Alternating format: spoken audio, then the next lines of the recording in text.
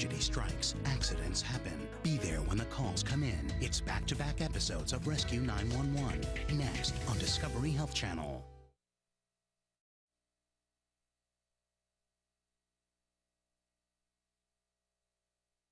This is 911. Do you have an emergency? Today on Rescue 911. Anytime you go inside, you're looking for trouble. Firefighters face more than flames. Sound like an explosion. And a falling building could turn heroes into victims on Rescue 911.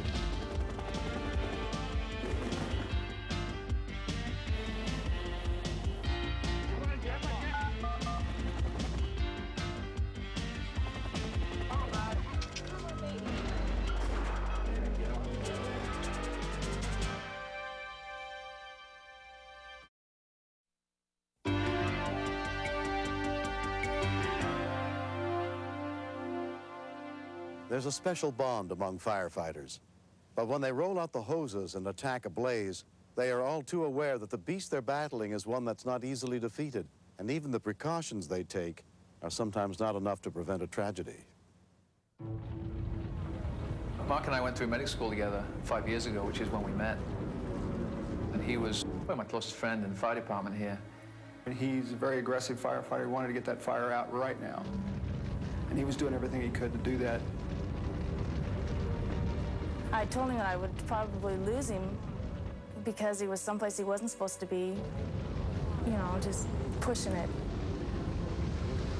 I don't believe he was aware of the danger, and he probably was not aware that he was in such a vulnerable spot. At 4:06 a.m. on October 10th, 1990, a call came in to the Santa Ana Fire Department. Fire Department. It's a fire in Bristol and First Street. Bristol and First? Yeah. What's burning, sir? The tires. Okay, is it in a store? Yep. Inside of a building? No, in the back. In the back? A lot of tires. A lot of tires in the back to the rear of the store? Yes. All right, we'll be right there. Engine 3 and 1 Charlie at 407. A single engine from Station 3, including firefighter Dennis Atencio, was dispatched to put out what they believed was a small fire. As we turned the corner, we could see flames a lot higher than that there building. The tires were leaning up against the building. The tires burned really hot, so it worked its way right into the building, and that's when the interior portion of the building caught on fire. The captain called for full assignment. We have a single-story, well-involved building. Go ahead and give me a first alarm assignment. Units respond, District 126. 7 additional units from Stations 3, 4, and 5 were immediately dispatched to the scene.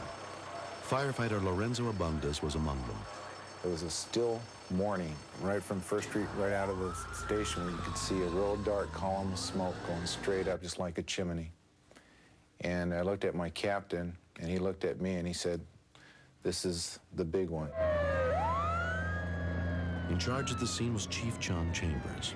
We thought if we could make an interior attack, we could save records, computers, and possibly valuable information that could keep the people in business. Firefighter Abundas cut the doors to gain entry.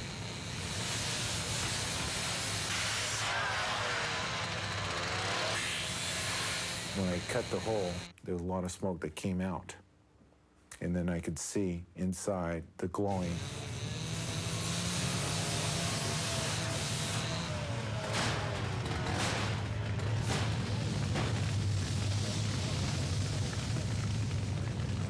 Captain Bill McCoy was supervising one of the entry teams.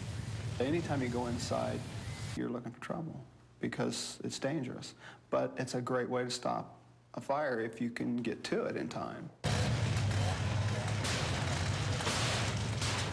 I knew it was a tire store, and I figured we might encounter a vehicle or two in there. I wasn't sure exactly what we'd see. And as it was, we didn't see nothing. You couldn't see your hand in front of your face. It was really boiling. My job is to make sure that nobody gets hurt. So I'd go in and then I'd come out and I'd look and see where the fire was, because if it gets above you and it's really hot, you can have a building collapse. And after I went back in the third time, I could see we weren't going to get anywhere. Why endanger those guys' lives if you're not going to make any progress? So we pulled out. All they could do now was try and keep the fire from spreading.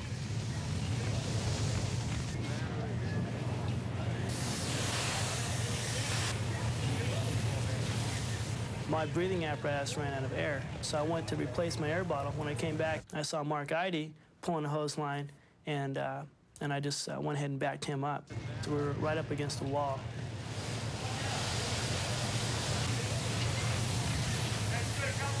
There was a huge facade around the whole outside of the building.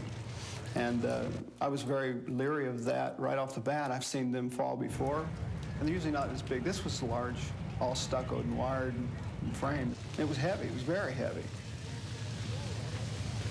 I was watching my guys, and I don't want those guys underneath that thing, because if it falls, it's going to kill somebody. So I just grabbed them both and pulled back on them. I said, watch the facade, not the fire.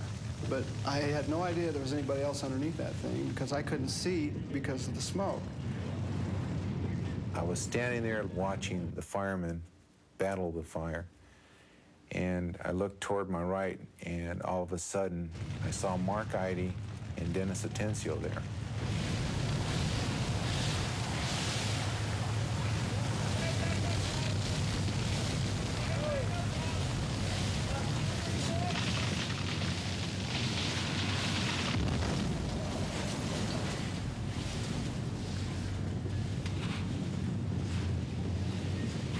Sounded like an explosion. I could feel the wind from it when it hit the ground, lifting up the dust and some of the embers, and it was on fire. Dennis and Mark were gone. I didn't have time to put my breathing apparatus on, so I just went in there, lifted up the facade. I remember grabbing something which I thought was Dennis Atencio. I felt something grab me and pull me back, and I was being pulled back, and the next thing I know, I'm out, and they pulled me out in time before I sustained any burns. And I looked down to the south end, and I saw Abundis with, and I couldn't believe what I saw. He had the frame and the corner of that thing on his shoulder, and with his one free hand was pulling on Mark. The smoke was gaggy. I tried to hold my breath as much as I could. Mark was making a real muffled cry. It was very screechy, real, like a death cry. I remember it was very, very heavy. And I started yelling, I can't hold it any longer. And I was pulling.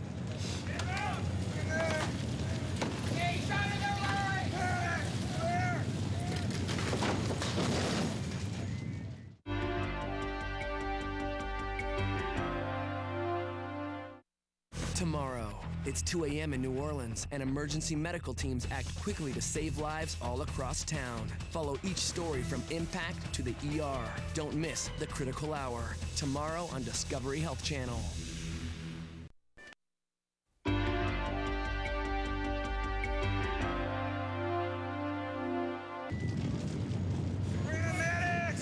Paramedic Aiden McGuire was sent to treat the injured fireman. It's bad news. The roofs weigh a lot, and they're usually burning when they drop. So, I mean, there's potential for somebody getting killed quite easily when the roof comes down on somebody.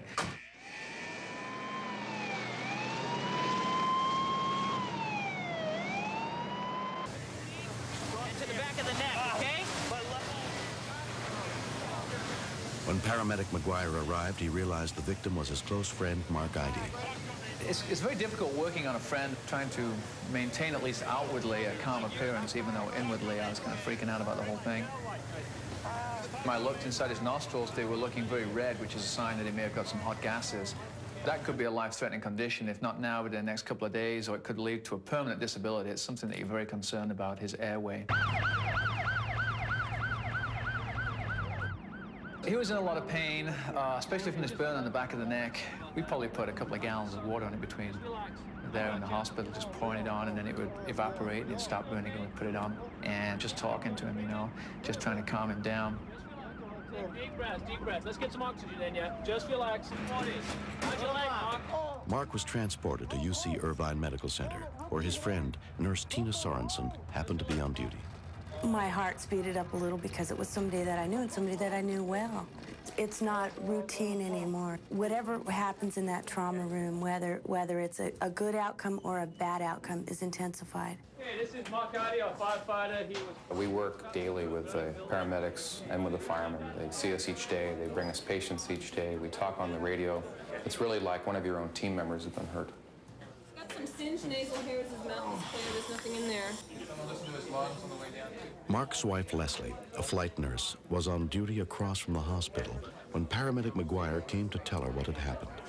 He was very solemn, so I was, you know, that made it all the more worse. I didn't know what to expect. It was the hardest thing I ever did was walk into that trauma room because I just know what happens inside that room. He was sitting up, but he still had all the black soot all over his face, so he looked like his skin was charred. Mark had managed to escape with only a badly broken ankle and burns on his face, neck, back, and shoulder, thanks to Lorenzo Abundis. If the wall had stayed on him, I would guarantee that he would have died from inhalation injury. He would have had so much hot smoke material coming into his lungs, his airways would have closed, and he would not have been able to breathe. Later that day, Lorenzo came to visit Mark at the hospital.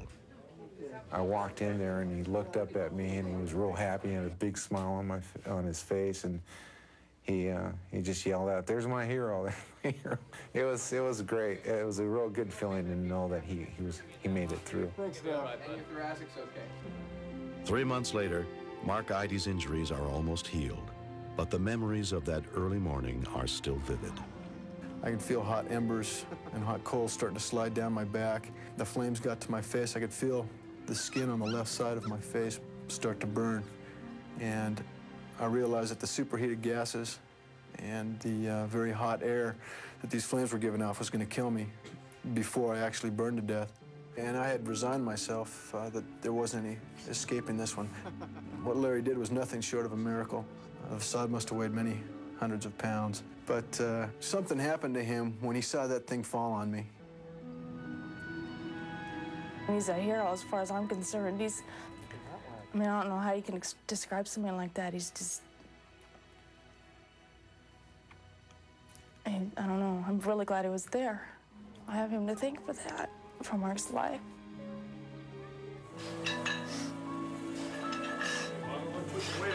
I don't know how heavy the wall was, but I feel that I got the energy and the strength from just knowing that there was somebody trapped there. There was two of my buddies trapped. Yes, I risked my life to do what I did for Mark and Dennis, but they would do the same thing for me. Lorenzo Abundis received a Special Heroism Award and a Fireman's Medal of Valor for having saved the lives of 2 of his fellow firefighters. We're real tight. We're real close. We joke around a lot together at the station. We're off duty, we get together and we do things, and we're a close family. We all stick together, and I wouldn't trade it for the world.